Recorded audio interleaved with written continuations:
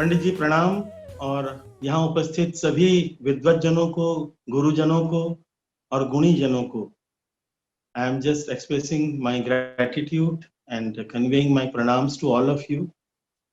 पंडित जी, बहुत ही सुखद विषय पे आज हम लोग बातचीत करने जा रहे हैं, क्योंकि इस पर ज्यादातर लोगों को बहुत ज्यादा जानकारी नहीं। People have heard about Gurukul, but they do not actually know what Gurukul actually means. And here it's a wonderful thing initiated by Chinmay Mission University कि गुरुकुल की परंपरा से संगीत सिखाने की शुरुआत हो रही है। तो हम लोग उस पे आए। मैं चाहता हूं पंडित जी, आप हम लोगों को पहले बताएं कि आपकी संगीत की तालीम, आपकी संगीत की शिक्षा कैसे हुई, ताकि आपके गुरु और आपके कुल दोनों की जानकारी हमको मिल सके। तो मैं एक तो नाद बिंदु में बहुत मैं जुड़ा हुआ रहा हूँ। हम लोग कितनी मर्तबा वहां पर अपने गुरु पूर्णिमा पे सब शिष्यों को लेकर के जाते रहे हैं, और इतना अच्छा वातावरण है और संगीत अपने आप ही वहाँ आदमी के मन में आ जाता है। तो पहले तो मैं वहाँ की जो दृश्य हैं उसके मेरे मन में चल रहे हैं, जो मैंने देखा हुआ है। और अभी आपने जो प्रश्न पूछा है, मैं अपने बारे में, मेरी संगीत में शुरुआत कैसे हुई, इसमें मैं बहुत भाग्यशाली था कि मुझे अपने घर में ही मेरे पिता ही मेरे गुरु थे। और पंडित उमादत्त शर्मा जी मेरे पिताजी का नाम था। वो गायक थे, तबला वादन भी जानते थे, हारमोनियम, इसराज। उनको अपने गुरुजी के पास जाना पड़ा था, जो उन्होंने बनारस में जाकर के उस जमाने के बनारस के बहुत ही महान कलाकार पंडित बड़े रामदास जी के पास कई वर्ष तक संगीत सीखा था। तो मेरी ये खुशकिस्मती है, भाग्य है कि मुझे घर में ही तालीम मिलना शुरू हुई। और हमारे वहाँ भी वही सिस्टम था कि शिष्य लोग आते थे मेरे पिताजी के पास। कई लोग उधर ही रहते थे, कई लोग दिन भर रहते थे, और रात को अपने घर चले जाएंगे सोने के लिए, लेकिन पूरा दिन वहाँ व्यतीत करेंगे। खाना पीना वहीं पर होगा, वहीं उनकी तालीम होगी, वहीं पर उनका सब रियाज होगा। तो उस वातावरण में मैंने सीखना शुरू किया था। और पहले तो क्योंकि मेरे पिताजी गायक थे, तो 5 बरस की उम्र से उन्होंने मुझे गाना सिखाना शुरू किया, और तबला भी साथ में। तो धीरे धीरे मेरा रुझान तबले की तरफ ज्यादा हो गया, तो मेरा गाने का रियाज कम होता गया, तबले का ज्यादा होता गया। ये मैं कई मरतबा कह भी चुका हूँ, फिर इसको दोहरा रहा हूँ। और बाद में जाकर के, हाँ, जब मैं 9-10 वर्ष का था, तो रेडियो स्टेशन से चाइल्ड आर्टिस्ट की बतौर मैंने तबला वादन का कार्यक्रम शुरू किया था। तो संतूर मेरे जीवन में बाद में आया। वो भी मेरी पिताजी की ही देन थी। उन्होंने इसके ऊपर सोच विचार किया। उनकी ये धारणा थी कि इसको शास्त्रीय संगीत में लाया जाए। तो मेरा ख्याल में 12-13 साल की उम्र के बाद संतूर सीखना मैंने शुरू किया। तो वो जो वातावरण उस समय का था, और आज के जमाने से, अगर मैं, जो लोग यहाँ बैठे हुए हैं जो मुझे नहीं दिख रहे हैं, उनको मैं ये बताना चाहूंगा कि आप लोग इसको सोच नहीं सकते हैं कि वो कैसा जमाना था, कि टेलीविजन नहीं था। अभी तो आज हम जो बातचीत कर रहे हैं, ये वर्चुअल जो कॉन्फ्रेंस हो रही है, इसका कोई सोच भी नहीं सकता था ऐसा भी कुछ हो सकता है कभी जमाने में।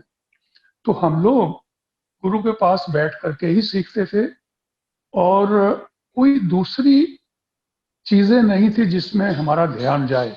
जैसे मान लीजिए टेलीविजन नहीं था, टेलीफोन भी बहुत कम लोगों के घर में था, हाँ रेडियो हुआ करता था। तो उस वातावरण का असर एक संगीत के छात्र के ऊपर किस प्रकार होता है, उसको आज सोचना भी मुश्किल है। क्योंकि आज का जो वातावरण है उसमें, जो हम कहें कि डिस्ट्रैक्शंस बहुत सारी हैं। उस समय जो संगीत सीखता था, या पढ़ाई करता था, जो भी वातावरण में था, तो उसको फोकस्ड बहुत रहता था। तो हम लोग जो रियाज करते थे तो कोई दूसरी, कभी थोड़ी देर खेलने के लिए चले गए, लेकिन कोई डिस्ट्रैक्शन नहीं था। तो मैं समझता हूँ वो वातावरण एक बिल्कुल अलग दौर था, जो आजकल के जो लोग इस दौर में पैदा हुए हैं उनके लिए उसको समझना भी शायद मुश्किल होगा। और उस वातावरण में जो संगीत हमने सीखा, तो उसकी पद्धति भी जो थी, मेरे पिताजी के पास कई सारे शिष्य आते थे, ज्यादातर गाना सीखते थे, उनके पास तबला सीखते थे, हारमोनियम सीखते थे। तो वो इस प्रकार से सिखाते थे कि वो पहले तो इकट्ठे बैठ करके 4-5 शिष्य सीख रहे हैं, एक ही राग शुरू किया या जो भी उसकी बंदिश हो रही, फिर उसमें वो देखते थे कि जिसमें, अभी क्या होता है शेखर जी की, हर एक की प्रतिभा एक जैसी नहीं होती। बिल्कुल। कई लोग जल्दी एक बात को समझ जाते हैं, किसी दूसरे शिष्य को उसमें समय लगता है। तो पिताजी हमारे ये क्या करते थे, जो मैंने वहां देखा और बाद में मैंने भी इसको अपनाया, कि जो शिष्य जल्दी एक चीज को समझ जाता है उसको फिर वो अलग से लेकर के भी बैठते थे, ताकि उसकी जो प्रोग्रेस है वो रुक ना जाए, कि उसको अगर जल्दी समझ में आ रहा है तो उसको अलग से बैठ करके भी वो समझा देंगे। तो इस तरीके से वो सिखाना होता था। और जो क्लासरूम का सीखना होता था वैसे नहीं था कि 10-15 लोग बैठे हुए हैं, तो एक ग्रुप में 4-5 लोग, 3 लोग, 2 लोग, इस तरह से बैठ करके वो सिखाते थे। और जैसे कि मैंने कहा कि जो प्रतिभाशाली है, जो जल्दी समझ जाता है, तो उसको थोड़ा फिर अलग समय भी देते थे। फिर आप कुछ पूछेंगे तो मैं पंडित आगे जी, बता। मेरा अगला प्रश्न इसी से जुड़ा हुआ है, जी। क्योंकि आपने जिस तरह से आपको संगीत की शिक्षा मिली, और मैं तो यही कहूंगा कि भले ही आपने पिताजी से सीखा, लेकिन वो भी गुरुकुल ही था। क्योंकि जी हाँ। पिता भी जब गुरु के रूप में सिखाते हैं तो फिर वो पिता नहीं रहते, वो गुरु के रूप में ही अपने बेटे को भी सिखाते हैं, उसी तरह जिस तरह दूसरे शिष्यों को सिखाते हैं। जी मेरा प्रश्न ये है कि चूंकि ये पिछले 50 वर्षों में तकनीक की दृष्टि से कहें या विज्ञान की दृष्टि से कहें, तो बहुत ज्यादा परिवर्तन, नए नए आविष्कार हुए।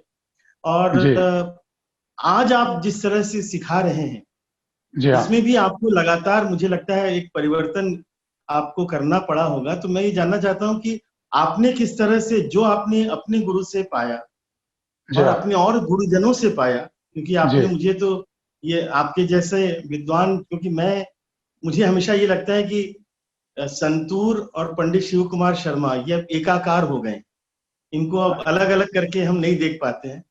हम जी संतूर जब भी कहते हैं तो पंडित जी आपका ही स्मरण आता है। लेकिन आपके लिए, आपके उस पूरे संघर्ष की यात्रा के साथ साथ, जी आपने निरंतर, आप शिष्यों को भी सिखाते रहे हैं, और बहुत लंबी परंपरा आपकी भी शिष्यों की रही है। जी। तो आपने किस तरह से अपने आप को उस तरह से आज के समय में आप मॉडिफाई करते गए, वो मैं जानना चाहता हूँ। शेखर जी, आपने बहुत अच्छी बात कही कि जैसे जैसे समय बदलता गया, जो बदलाव आते गए, उस तरीके से हमको भी बदलना पड़ा। जैसे मान लीजिए, मेरे पिताजी जब सिखाते थे तो वो हमें कहते थे कुछ भी लिखो मत। अगर हम कोशिश भी करते थे कि कोई सरगम है, कोई चीज बंदिश है, वो कहते थे नहीं, याद रखो, दिमाग में रखो उसको। तो मैंने भी ऐसे ही शुरू किया। और पहली बात ये बताऊं कि जब मैंने सिखाना शुरू किया तो मेरे मन में धारणा ये थी कि जैसे होता है ना, हमारे पिताजी के पास या किसी भी गुरु के पास कोई शिष्य जाए तो वो पहले उसको परखते हैं कि इसमें वो चीज है कि मैं अपना समय इसको दूं तो ये उसको ठीक से प्राप्त कर पाएगा और साधना कर पाएगा। और फिर उसको देख रेख के बाद, समझने के बाद उसको शिष्य लेते हैं। तो मैंने एक बदलाव पहला ये किया जो आप पूछ रहे थे। अब मेरा वाद्य ऐसा था कि पहले कभी किसी ने बजाया नहीं, तो मेरे मन में ये धारणा थी कि मैं जितने भी लोगों को सिखा सकूं, तो मैंने किसी को पहले ऑडिशन नहीं किया कि ये इसमें प्रतिभा कितनी है या क्या है। जो भी आ गया, जो कुछ दूसरे फील्ड में भी था, कोई एक मेरा शिष्य था, वो रेलवे में नौकरी करता था, लेकिन वो शाम को आकर के मेरे पास बैठता था। ऐसे बहुत सारे लोग थे। तो मैंने उनको सिखाना शुरू किया। तो पहले मैंने भी उन्हीं चीजों को लिया, जैसे आपने जिक्र किया है कि जो तब्दीलियां हमारे टेक्निक में, साइंस में आती चली गई, उसको हमने कैसे अपनाया। शुरू में मैं भी पहले ये करता था कि भाई लिखना नहीं है, उसको याद रखो। लेकिन अभी देखिए ऐसा हो रहा है कि हमारे पास शिष्य आते हैं, वो रिकॉर्ड भी कर लेते हैं अपना मोबाइल फोन लेकर के, मैं उनको उसकी इजाजत देता हूं। तो ये बदलाव जो टेक्निक आ रही है, उसको हम इस्तेमाल इस तरीके से भी कर रहे हैं कि मैं उनको कहता हूं कि अपना भी रिकॉर्डिंग करो, पहले मेरे सामने बजाओ, घर में जाकर के तुम उसको रिकॉर्ड करो, और फिर आकर के मुझे सुनाओ, या कोई प्रोग्राम बजा रहे हो तो उसको रिकॉर्ड कर लो, मेरे पास लेके आ। तो जिस तरीके से आपने जो जिक्र किया कि जो तब्दीलियां हमारे जीवन में, साइंस में, जो टेक्नोलॉजी में आ रही हैं, उसको हम किस हद तक अच्छे तरीके से इस्तेमाल करके उसका फायदा उठा सकते हैं। जैसे आजकल लोग, मेरे शिष्य लोग हैं, वो ये भी कर रहे हैं कि ऑनलाइन तालीम दे रहे हैं, जो पहले कोई सोच भी नहीं सकता था कि ये भी, मेरे दिमाग में अभी भी ये फिक्र नहीं बैठी हुई है, लेकिन मेरे शिष्य लोग कर रहे हैं। तो जैसे जैसे समय बदलता है, मैं समझता हूं कि एक कलाकार को भी समय अनुसार जो चीजें उसमें और हम शामिल कर सकते हैं, जिसमें हमारे संगीत को नहीं बिगाड़ते हुए कुछ शिष्यों को फायदा हो सकता है, वो करनी चाहिए। पंडित जी, बहुत अच्छी बात आपने बताई। एक छोटी सी हमेशा मन में मेरे रहता था कि हम लोग जब छोटे थे और हमारी पीढ़ी के जितने भी शिष्य रहे हैं, तो अधिकांश गुरु हम लोगों को पहले तो तानपुरा ही मिलाने कहते थे कि जी तुम जी पहले तानपुरा सुर में मिला लो, जी गाना हाँ, बाद में शुरू करना। तानपुरा मिलाकर 10 मिनट 15 मिनट बजाओ, ताकि उसका षड्ज, पंचम और जो सुप्त गंधार है, वो तीनों आपके जी हाँ। अंदर पहले आत्मसात हो। पर आपका वाद्य पंडित जी एक बड़ा चैलेंजिंग वाद्य है, क्योंकि इतने सारे तारों को बिल्कुल सही सही मिलाना, मुझे लगता है वो भी अपने आप में एक बहुत बड़ी परीक्षा है कि एक अभी विद्यार्थी अगर सही मिला ले। शेखर जी, ये इतना कठिन काम है। मेरा एक शिष्य एक दिन बड़ा दुखी होकर के मेरे पास आया, कहने लगा गुरुजी आपने मुझे सुबह का राग सिखाया, लेकिन जब मिलाने लगता हूं तो दोपहर हो जाती है, उसका रियाज कैसे करूं। तो ये बहुत ही कठिन काम है। इसमें एक तानपुरा मिलाना इतना मुश्किल काम है।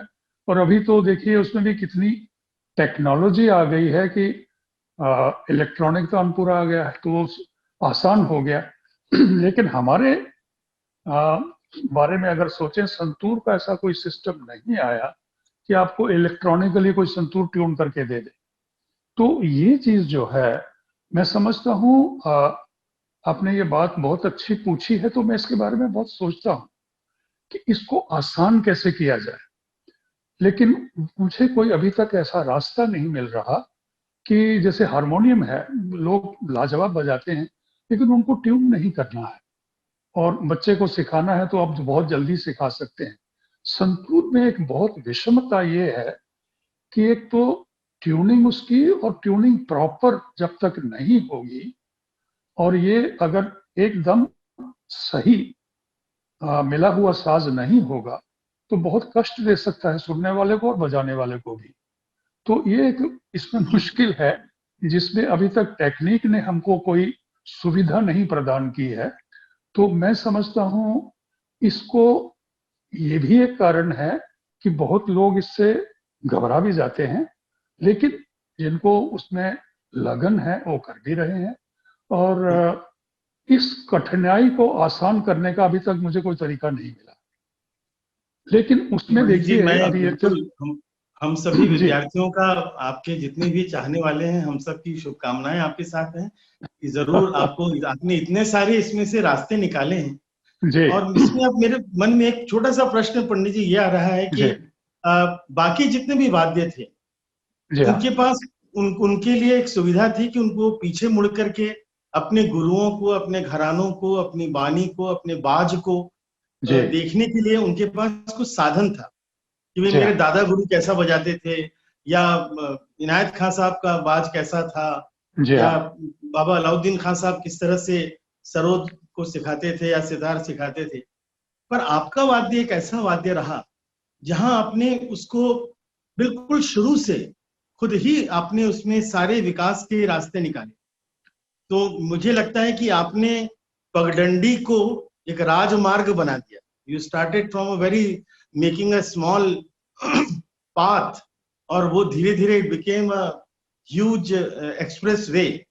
आज संतूर लोगों के लिए बहुत कठिन वाद्य नहीं लगता है, क्योंकि आपने उसको सुनने और दिखने और बजाने में आसान लगा दिया। लेकिन मुझे मेरे जैसे विद्यार्थी इस बात का अनुमान कर सकते हैं कि आपको कितने कष्ट उसमें झेलने पड़े होंगे, क्योंकि आज मान लीजिए आपका कोई शिष्य है जी तो उसके पास एक रास्ता ये है कि अगर वो कहीं फंसेगा तो वो सोचेगा अरे गुरुजी ने इसका रास्ता कैसे निकाला। जी हाँ पर मेरा प्रश्न यहाँ पर यह है पंडित जी कि जब आप कभी फंसते थे तो जी हाँ। आपको कौन मार्ग दिखाता था? क्योंकि देखिए आपके पहले आपके जैसा कोई संतूर का विद्वान, संतूर का निष्णात साधक जी नहीं था। शेखर जी, मैं इस चीज में मानता हूं कि संगीत और आध्यात्म ये एक ही सिक्के के दो पहलू हैं। और मेरी शुरू से मेरे पिताजी ने मुझे संगीत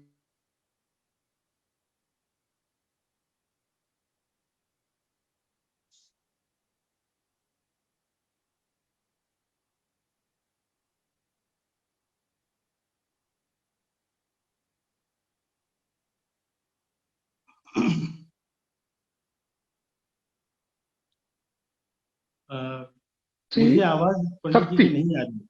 आवाज, हाँ यहाँ काका हीरो, उनको मेरी आवाज नहीं पहुंच रही है, इधर कुछ चला गया।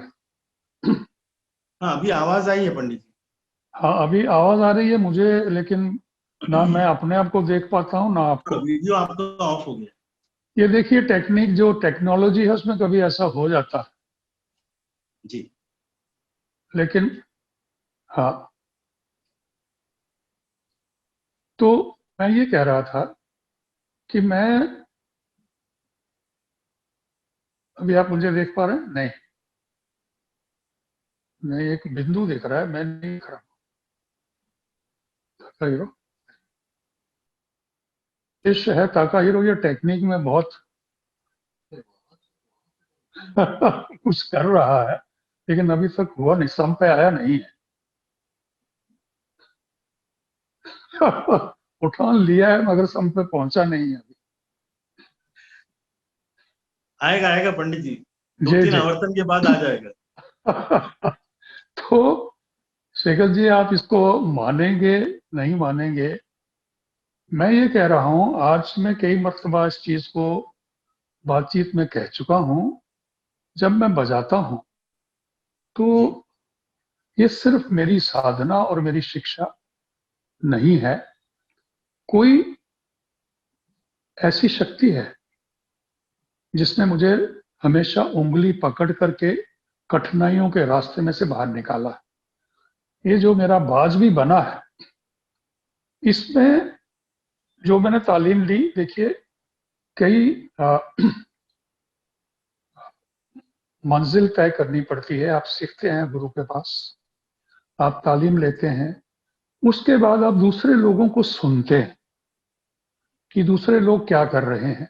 जो आपने प्रश्न किया कि मेरे सिचुएशन में दूसरे ऐसे कोई लोग नहीं थे, जो थे वो जो संगीत बजाते थे, आपको सच्ची बात ये बताऊं, वो जब रेडियो में पहली मर्तबा मैंने सुना, कभी मुझे उसने ऐसा नहीं महसूस हुआ कि मुझे ये सीखना चाहिए। जिस प्रकार का संगीत उस पर बजता था, तो मुझे, शेखर जी तो मुझे दिख रहे हैं, वो मैं उनको नहीं दिख जी रहा होता था ये। जी। हाँ वहां से वीडियो बंद किया है। आपका आपका एक बार हाँ वीडियो अगर ऑन ऑफ किया जाएगा तो ठीक हो जाएगा शायद। ऑन ऑफ करो ताका हीरो।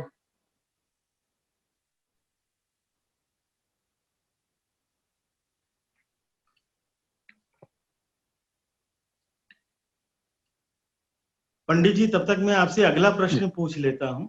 जी जी the indication which you gave right now जी is very opt for the at this moment, because we are all together here under the umbrella of Chinmay Nad Bindu.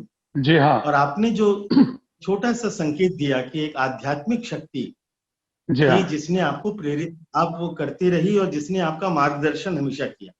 जी और हाँ, मुझे भी लगता है कि ये spirituality in our music is the nectar, जो हमारे संगीत का जो अमृत तत्व है वो जी हाँ, यही बिल्कुल। आध्यात्मिक भाव है। और जी शायद इसीलिए स्वामी जी ने ये कल्पना की कि चिन्मय नाद बिंदु जैसी एक संस्था का निर्माण हो, और आज वो धीरे धीरे धीरे धीरे वो छोटा सा पौधा जो था जी वो हाँ, आज एक बड़े वृक्ष के रूप में आ रहा है। और एक बहुत बड़ी बात ये हो रही है पंडित जी इस समय कि चिन्मय नाद बिंदु विश्वविद्यालय के माध्यम से पहली बार गुरुकुल पद्धति से सिखाए हुए विद्यार्थियों के लिए मास्टर्स डिग्री का डिग्री कोर्स आ रहा है। जी आपको, आप इस बात से अच्छी तरह आप विज्ञ हैं कि previously students who were students of any gurukul system were not getting any जी डिग्रीज।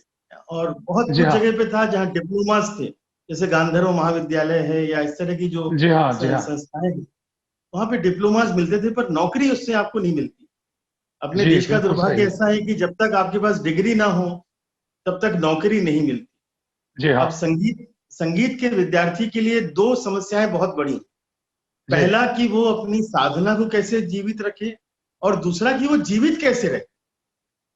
अगर बिल्कुल सही कलाकार कहा ही आपने। जीवित नहीं रहेगा तो उसकी जी हाँ, उसकी साधना कैसे जीवित रहेगी। तो ये मुझे लगता है कि ये जो प्रयास चिन्मय नाद बिंदु के माध्यम से एक विश्वविद्यालयीन एक जी पाठ्यक्रम की बात हो रही है, इसमें मैं चाहता हूं कि आप सबको हमको बोलें भी और कुछ अपना मार्गदर्शन भी हमको दें। जी हाँ। तो शेखर जी, ऐसा ये आपने जो बात कही है इसमें इतनी मतलब तथ्य यही है कि आजकल किसी को संगीतज्ञ बनना और फिर अपने आप को अ, उसमें जीवन भी जीना उसी में, और अपना सब इंतजाम भी हो पाए, एक बहुत ही कठिन चीज है। और जो इसमें डिग्री मिलने वाली है उसमें एक चीज की तो सिक्योरिटी हो जाती है, जो कि संगीतज्ञ को किसी किस्म की सिक्योरिटी नहीं है। तो ये एक बहुत अच्छा कदम है। और उसमें जो संगीत जो भी करने के लिए वहां पर आएंगे, क्योंकि कोई भी व्यक्ति है वो, जैसे मेरी बात ले लीजिए, तो मैंने ऐसे अंधेरे में छलांग लगा दी थी। मैं नौकरी मुझे रेडियो में मिल रही थी, मैं छोड़ के चला आया। लेकिन मुझे मालूम है मुझे कितनी कठिनाइयां का सामना करना पड़ा। और बिल्कुल। ये बहुत अच्छी चीज इन्होंने की है कि डिग्री में कम से कम एक आदमी को उसमें एक करियर को श्योरिटी हो जाती है कि हाँ, इसको करियर को मैं ले सकता हूँ और अंधेरे में नहीं चल रहा है। और दूसरा जो वहाँ का वातावरण है नादबिंदु, वो जो प्राचीन काल में गुरुकुल हुआ करते थे, मेरे ख्याल में इसी किस्म का वातावरण वहाँ रहता होगा।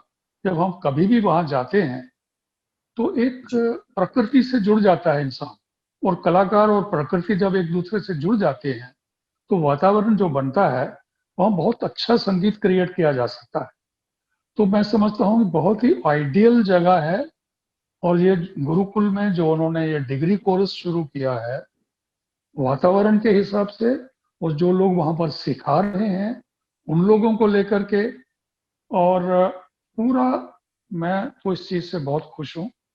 और मुझे पूरी उम्मीद है यहाँ से अच्छे कलाकार निकलेंगे, और जो जीवन में उनको इस चीज का भय नहीं रहेगा कि मैं संगीतकार हूँ। अभी देखिए, कई दफा, एक आपको थोड़ा हंसा देता हूँ सब लोगों को, हमारे जी एक जी डॉक्टर बिल्कुल। थे। तो उनके पास संगीतकार और शायर, अभी तो जमाना बहुत बदल गया, लेकिन एक ऐसा जमाना था कि वो हमेशा तृप्त, मतलब संतप्त रहते थे। तो हमारे डॉक्टर से, बड़े फैमिली डॉक्टर, तो कहने लगे, मेरे पास एक मरीज आता था, वो कहने लगा, साहब मेरा पेट क्लियर नहीं होता है। तो उन्होंने उनको कोई दवाई दी कि गोली खा लेना, सुबह सब अच्छा महसूस करोगे। दूसरे दिन आया फिर, ऐसे 3-4 दिन तो उन्होंने एक से एक स्ट्रॉन्ग दवाई देते गए, उसको कोई असर नहीं हो। फिर उन्होंने पूछा, भैया ये बताओ तुम काम क्या करते हो? उन्होंने कहा, जी मैं शायर हूँ। अरे पहले क्यों नहीं बताया? उन्होंने उसको 50 रुपए दो, जाके खाना खाओ, दूध पियो और फिर ये गोली खाना। ये अवस्था थी। तो आजकल जमाना बदल गया है, लेकिन फिर भी एक कलाकार जो है वो एक अंधेरे में छलांग लगा देता है, मालूम नहीं कहां पर जाकर के बैठ पहुंचेगा। तो उसको अगर कुछ ऐसी व्यवस्था हो जाए, इकोनॉमिकली सिक्योरिटी मिल जाए, और साथ में संगीत भी कर रहा है और फिर आगे दूसरे लोगों को भी सिखाएगा, तो मैं समझता हूँ ये बहुत अच्छा। पंडित जी, यहाँ पर एक वैसे ये बात बहुत सही है, क्योंकि हम सब जितने भी कलाकार हैं उनको ये एक सर पे तलवार लटकी रहती है कि जी। कोई प्रोविडेंट फंड हमको नहीं मिलेगा और कोई पेंशन हमको नहीं मिलने वाली है।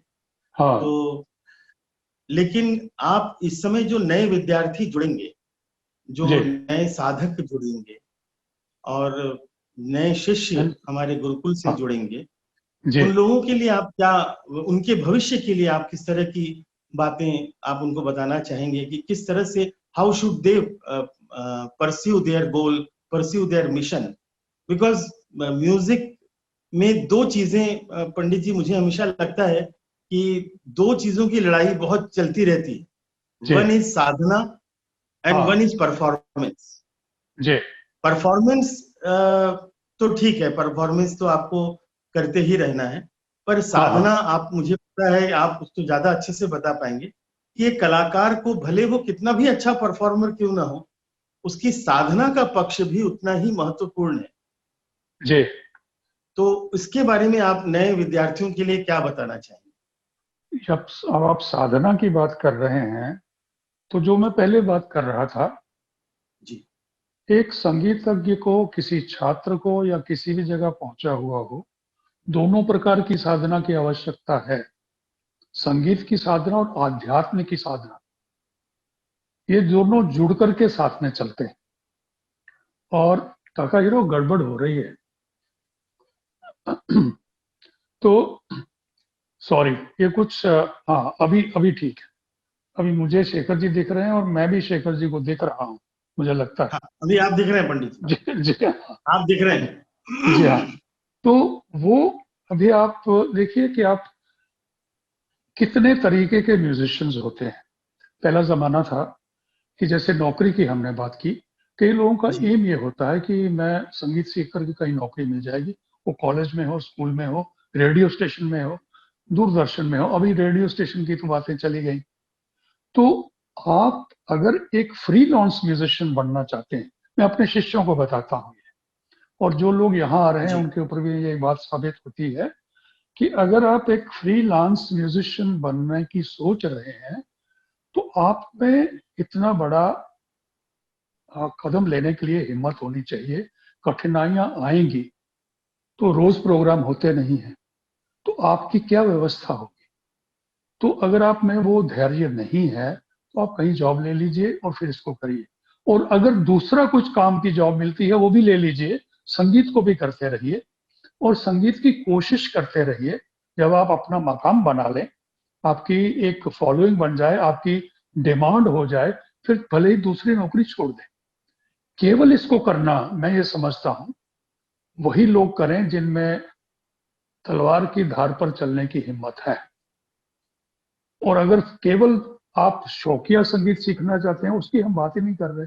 यहाँ जो भी आएंगे वो डिग्री लेंगे, वो कलाकार बनना चाहते हैं, तो उनको ये सब सोच समझ करके इसके बारे में चलना चाहिए, क्योंकि ये राह बहुत लंबी है।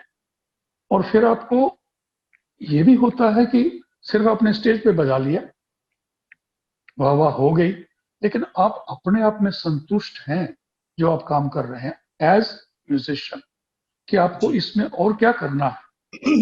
सिर्फ इतना ही काफी नहीं है कि ताली बज गई, प्रोग्राम हो गए, लेकिन संगीत को कहां तक ले जाना है, आप में वो जज्बा है।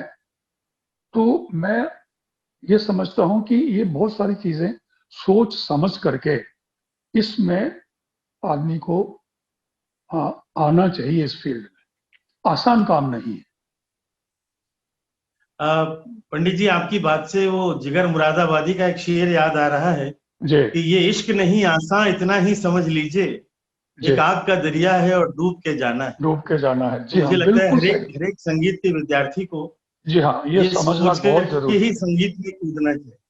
जी हाँ पंडित जी, जो मैं चाह रहा था कि जैसे आपने एक पूरे जीवन की जो यात्रा आपकी है, पूरा जो आपका ग्राफ है, जो हम लोग एक विद्यार्थी के नाते और आपको बचपन से देखते आ रहे एक आपके प्रशंसक के नाते हम लोगों ने आपको देखा है, तो उसके पहले का हम लोग अनुमान लगा सकते हैं कि जब आप शिष्य थे, जी उसके बाद जब आप कलाकार बनने की आपकी जद्दोजहद चल रही थी, आपने तबला भी बजाया, आपने गाना भी सीखा और फिर आपने संतूर को एक वाद्य के रूप में स्थापित किया, और फिर संतूर के साथ साथ आपने संतूर के बाज को, जी संतूर के अंदर जो टेक्निकलिटीज हैं, आप जैसे मुझे नहीं लगता कि आपके पहले किसी ने सोचा भी होगा कि संतूर में आलाप हो सकता है जी या संतूर में इस तरह के रागों को बजाया जा सकता है, जहां पर जी आपको हम लोग बार बार जिसको कहते हैं गाने वाले, बड़ा उसको नाक ऊंची करके बताते थे कि अरे साहब, ये राग तो केवल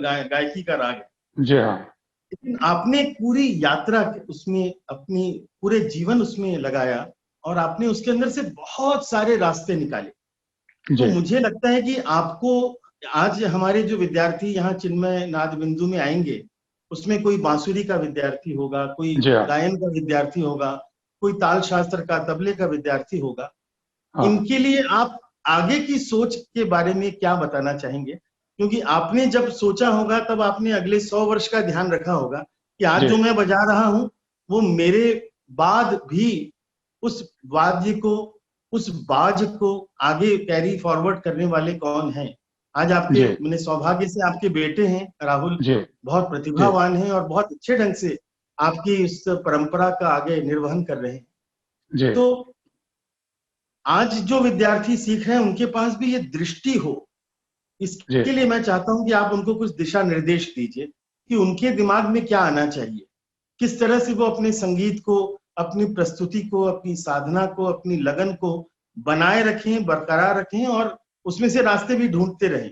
तो शेखर जी, मैं ये कह रहा हूँ, जो आपने प्रश्न किया है कि इन लोगों को, मैं ये समझता हूँ कि जब मैंने ये किया, मैं आपको आपको मेरी आवाज आ रही है अभी?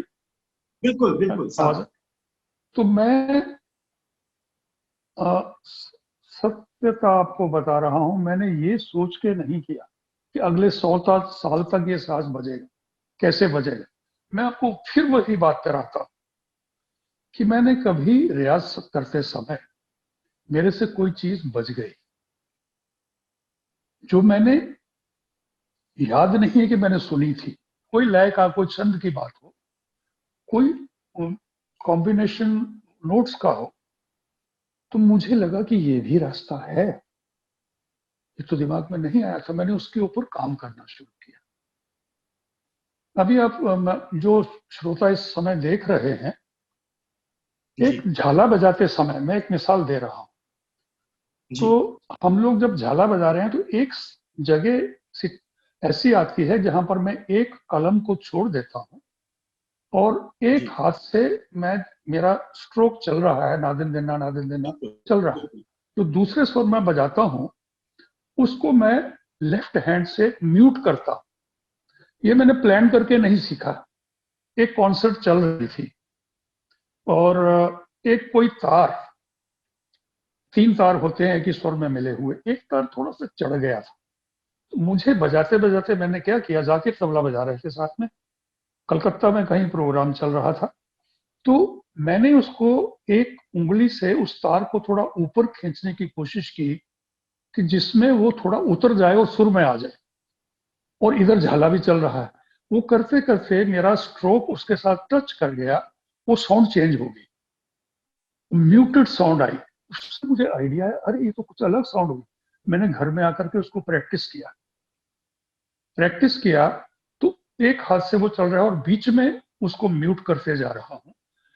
2-4 जी प्रोग्राम के बाद मैंने उसको स्टेज पे बजाया। अब देखिए कलाकार का दिमाग जो होता है, जाकिर मेरे साथ तबला बजा रहे, पहले दिन तो जी सीधा ठेका बजाया, 2 3 प्रोग्राम के बाद उन्होंने अपने तबले के बाएं को दबा करके सा पर कायम कर दिया, और राइट हैंड जो है उससे मैं जिस नोट पर जा रहा हूं उसी छंद के अनुसार चलने लगे, तो एक नया बाज बन गया। तो ये जिसको कहते हैं कि एक्सीडेंटली बना या कहीं से किसी ने सूझ दी, तो बहुत सारी आमद चीजें आमद ऐसी। हो गई। जी हाँ, तो इस तरीके से बहुत सारी चीजें बनी हैं, लेकिन वो फिर उसके ऊपर मैंने बहुत काम किया, इसको और परिष्कृत कैसे किया जाए। तो मैं स्टूडेंट से यही कहना चाहूंगा कि आप भी जब रियाज करते हैं अपने गुरु को, आपका जो भी आस्था है जिनके ऊपर, उनको याद करके आशीर्वाद लेकर के काम करिए, कोई रास्ता सूझता रहे। नहीं, बिल्कुल पंडित जी, मेरा भी ये मानना है कि हमेशा ईमानदारी से अगर गुरु को गुरु मानकर कोई सीखेगा तो जी गुरु का आशीर्वाद, गुरु वहां सम्मुख सम्मुख रहे या ना रहे, जी, गुरु का कहाँ से वो आशीर्वाद आपकी हेल्प बरसता कर ही देंगे। है। जी हाँ, बिल्कुल। बिल्कुल गुरु रास्ता दिखाते हैं। पंडित जी, अब हम लोग मेरे ख्याल से अपनी चर्चा के सत्र के अंतिम दौर में आ रहे हैं। मैं चाह रहा हूं ये जो एक नया पाठ्यक्रम शुरू हो रहा है, इसके जी लिए हाँ, आप सबको कामनाएं, गुरुओं को भी और शिष्यों को भी, और इस विश्वविद्यालय के जो संचालक हैं और पूज्य स्वामी जी के आशीर्वाद से ये पूरी चीज हो रही है। तो इसमें आपके अंतिम कमेंट्स हम चाहेंगे। ये तो मैं बहुत ही खुश हूँ, ऐसे वातावरण में, ऐसी जगह पर ये गुरुकुल बन रहा है और क्लासेस शुरू हो रही हैं, और विद्वान कलाकार वहाँ सिखा रहे हैं जो घरानेदारी से सीखे हुए हैं, और उनको शिष्यों को एक बहुत अच्छा मौका मिल रहा है उस वातावरण में गुरुओं के साथ रहने का, उस वातावरण में शिष्यों को एक दूसरे से मिल करके, एक दूसरे से समझ के, इंस्पायर होकर के कुछ करने का। तो मैं समझता हूँ ऐसी व्यवस्था पहली मर्तबा हमारे यहाँ पर हो रही है, और मेरी बहुत बहुत शुभकामनाएं, और मुझे पूरी उम्मीद है यहाँ से अच्छे कलाकार निकलेंगे जो हमारे संगीत के भविष्य को अच्छा आगे बढ़ाएंगे और अपना भी नाम करेंगे। मेरी सभी शुभकामनाएं आप लोगों के साथ हैं, और जितने भी लोग हैं जो मुझे नहीं देख रहे हैं, सबको मेरी शुभकामनाएं हैं, मेरा प्रणाम है, नमस्कार है। और हम मैं सब स्वामी देख जी रहे ने, हैं आपको। जी, मुझे आप लोग नहीं दिख रहे, लेकिन मेरे जहन में सब लोग हैं। मैं वहाँ की वातावरण को अपने दिमाग में देख रहा हूँ, कैसी सुंदर जगह है, और बहुत बहुत मेरी शुभकामनाएं हैं। और शेखर जी, आपको भी बहुत बहुत धन्यवाद, आपने समय निकाला। आपके साथ जब भी बात करते हैं बहुत अच्छी बात होती है। सब लोग अपना ध्यान रखिएगा, कोरोना का समय चल रहा है। जी, नमस्कार। बहुत बहुत धन्यवाद पंडित। Thank you, Pandit Shivkumarji and Sri Shekhar ji, for a wondrous evening devoted to music. To our audience, we regret the technical glitch in between. We really appreciate your patience and support. Pandit ji and Shekhar ji, our audience has a few questions and comments for you. With your okay permission, we begin the interactive part of the session. I okay now call upon Sri Swapnil Chafekar ji, Assistant जी Professor, the Head of School okay of Kala Yoga at हाँ हाँ Chinmay Vidyapeeth, to moderate the session. नमस्ते पंडित जी और नमस्ते नमस्ते शेखर जी। जी हाँ बहुत प्रणाम आपको। जी सभी सहभागी जो लोग हैं सभी ने आपको प्रणाम बोला है। फेसबुक पे जी कुछ लोग जुड़े हुए हैं, कुछ जूम पे जुड़े ओके हुए हैं, और कुछ जी हाँ क्वेश्चंस किसी के मन में है तो उसमें से सिलेक्टिव क्वेश्चंस समय का ध्यान रखते हुए मैं पूछना जी चाहूंगा। एक समर्थ सक्सेना करके है, उन्होंने पूछा है कि म्यूजिक तो एक दरिया है, एंडलेस है, तो इसमें जी हाँ संतुष्टि कभी मिलती है? आप तो अगर संतुष्टि नहीं मिलती है तो जी आनंद कैसे मिलता है, समाधान कैसे मिलता है? ये जो जर्नी है हाँ जी। इसके बारे में बताइए। ये देखिए, मैं ये समझता हूँ जिस दिन किसी कलाकार को संतुष्टि पूरी मिल जाए तो वहां उसका विराम हो जाएगा। ये एक ऐसी चीज है कि जब हम स्टेज पर बजा करके या घर में भी जब बजाते हैं तो किस समय लगता है कि बहुत अच्छा हुआ, बहुत आनंद आया, और जब स्टेज पे खास करके जब बजाते हैं तो हमेशा, मैं अपनी पर्सनल बात कर रहा हूं, मुझे 100% संतुष्टि कभी भी नहीं।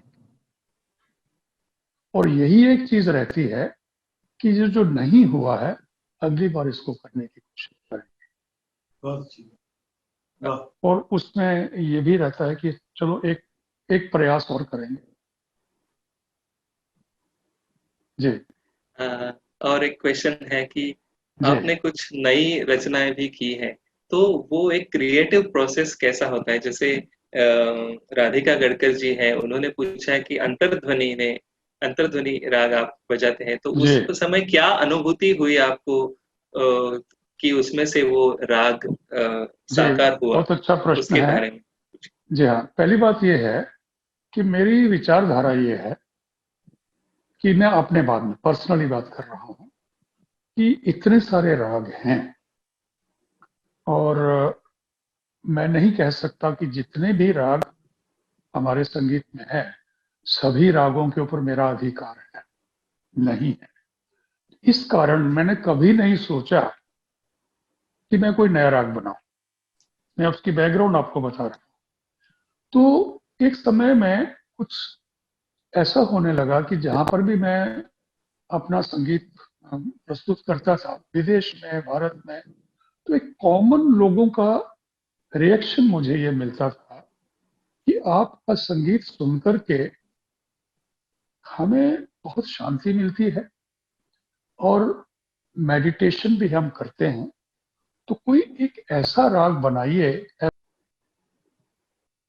सॉरी, आप वो क्या आप होता है, वो अंतर्ध्वनि की बैकग्राउंड बता रहे थे। प्रोसेस बीच में ब्रेक हो जाता है। तो मुझे लोग ये कहने लगे कि आप कोई ऐसा रिकॉर्डिंग करके हमको दीजिए जिसमें तबला नहीं हो, केवल आलाप हो।